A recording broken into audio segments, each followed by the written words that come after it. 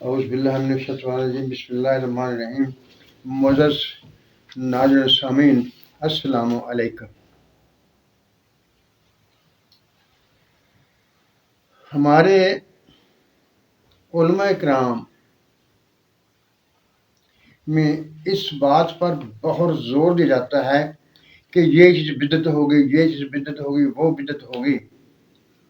آئیے میں آپ کے سامنے کچھ حقائق رکھتا ہوں، آپ ان پر غور کیجئے اور پھر فیصلہ کیجئے کہ یہ صرف ہمیں الجھانے کی باتیں ہیں یا ان میں کچھ حقیقت بھی ہے۔ اللہ تعالیٰ نے قرآن شریف میں بار بار یہ کہا ہے، من عامل صالحا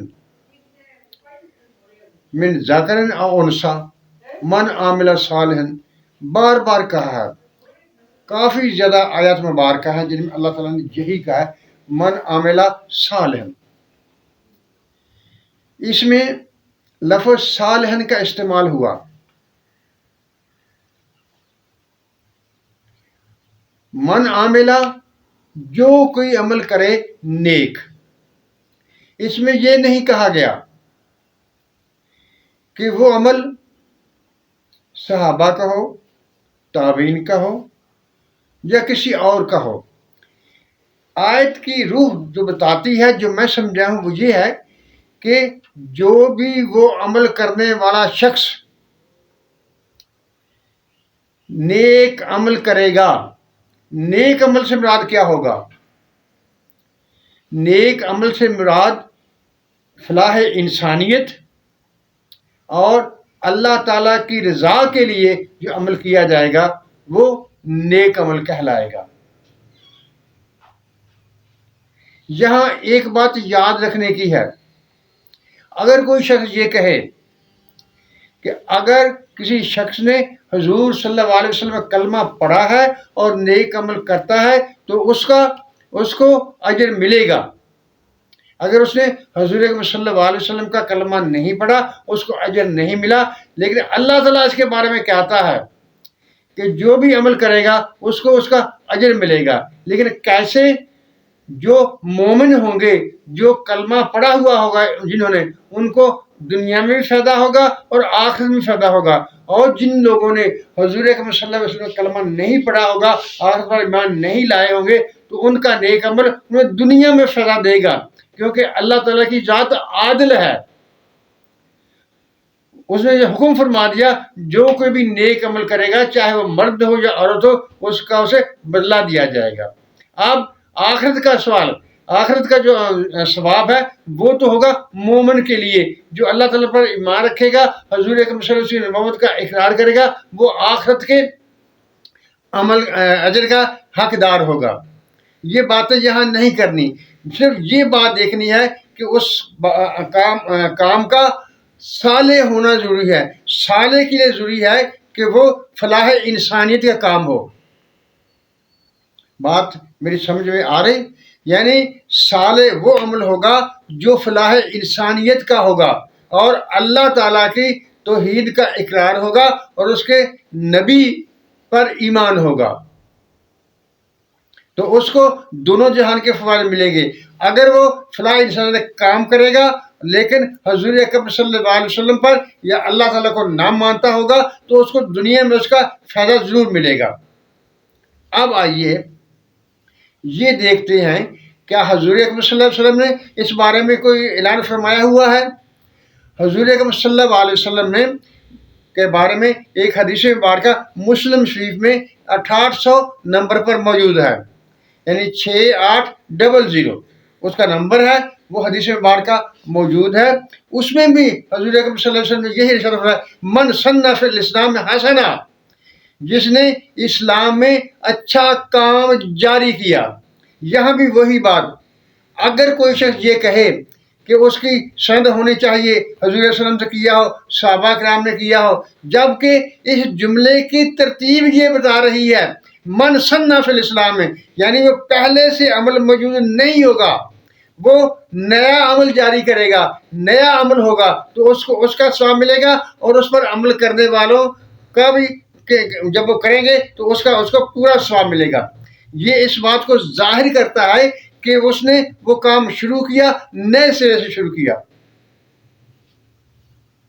بات یعنی الفاظ یہ ظاہر کر رہے ہیں کہ من سنّ فی الاسلام میں حسنہ، جس نے اسلام میں اچھا عمل کیا۔ یہ نہیں کہا گیا کہ جس نے حضور اکرم کے فرمان پر عمل کیا یا صحابہ کرام کے فرمان پر عمل کیا، نہیں، شرط صرف یہ ہے کہ وہ اچھا کام ہو، صالح ہو، اور اس کی شرط یہ ہے کہ فلاح انسانیت کے لیے ہو اور دائرہ اسلام کے باہر نہ ہو، یعنی اسلام کی کوئی اس پر زد نہ پڑتی ہو، اسلام اس کام کو منع نہ کرتا ہو، تو وہ کام صالح ہوگا، حسنہ ہوگا۔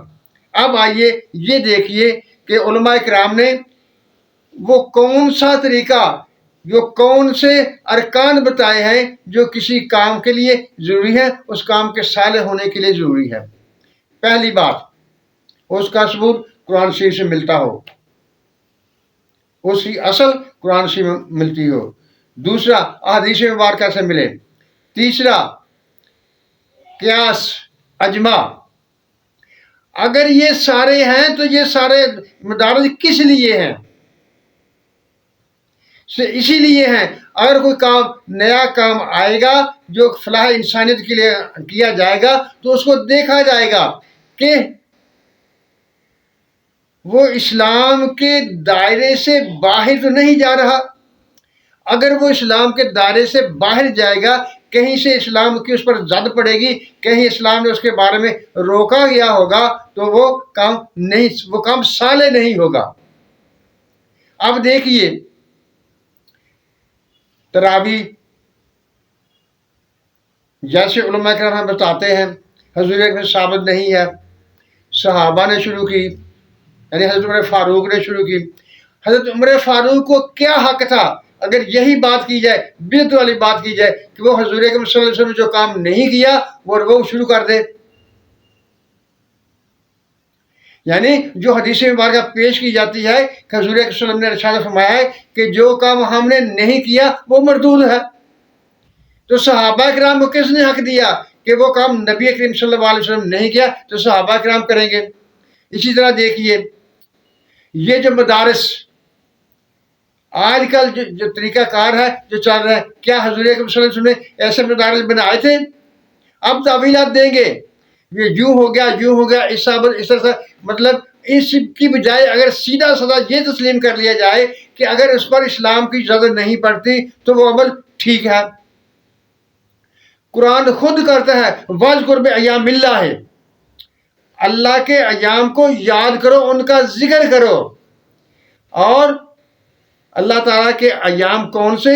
جن پر اللہ تعالیٰ نے ہم پر رحمتیں نازل کی، اگلی امتوں پر انعامات کیے، اور وہ دن بھی جن پر اللہ تعالیٰ نے عذاب کیا، تاکہ ان عذاب کے واقعات کو دیکھ کر ہم ان اعمال سے بچنے کی کوشش کریں، اور جن پر اللہ تعالیٰ نے انعام کیا ان اعمال کو دیکھ کر ان اعمال پر ان کے مطابق اعمال کرنے کی کوشش کریں۔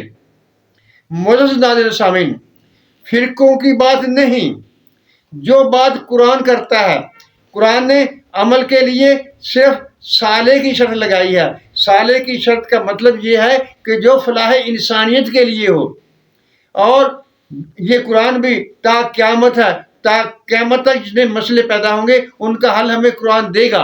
اور اگر ہم اس کو قرآن کو محدود کر دیں گے، اس کو کسی زمانے کے ساتھ، کسی وقت کے ساتھ پابند کر دیں گے، تو یہ تا قیامت نہیں رہ سکے گا۔ اسی لیے جب ہم نے وہ ترجمے کرتے ہیں، ان کو باتیں بناتے ہیں، وہ مسائل تخریج کرتے ہیں جو اس معیار پر پورے نہیں اترتے کہ وہ قیامت تک کے لیے نہیں ہوتے، اور ان میں ہم اپنی طرف سے پابندیاں لگا دیتے ہیں، جبکہ ان میں اچھائیاں ہوتی ہیں تو سوالات کھڑے ہوتے ہیں۔ معزز ناظرین سامعین، جیسا کہ آپ جانتے ہیں، میں ہمیشہ سے یہ کہتا ہوں، اسلام کا جو فریم ہے اس فریم سے آپ نے باہر نہیں نکلنا، یعنی جس کا حکم ہے حکم ہو گیا، جس سے روکنا اس سے رک جانا ہے، سیدھی سی بات ہے۔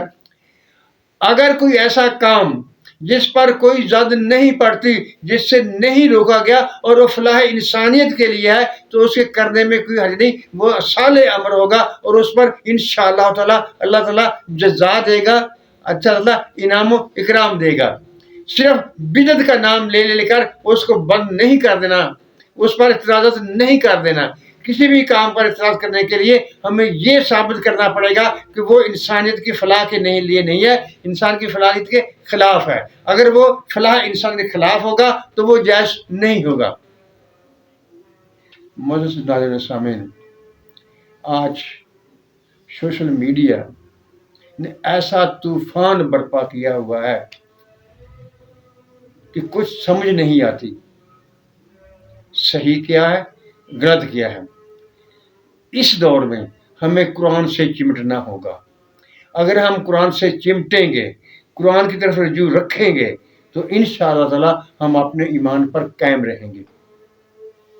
اللہ تعالی ہم سب پر رحمتوں کی بارش کرے، ہمیں سچ بولنے، سچ سننے اور سچ پر قائم رہنے کی توفیق عطا فرمائے۔ آمین۔ اللہ حافظ۔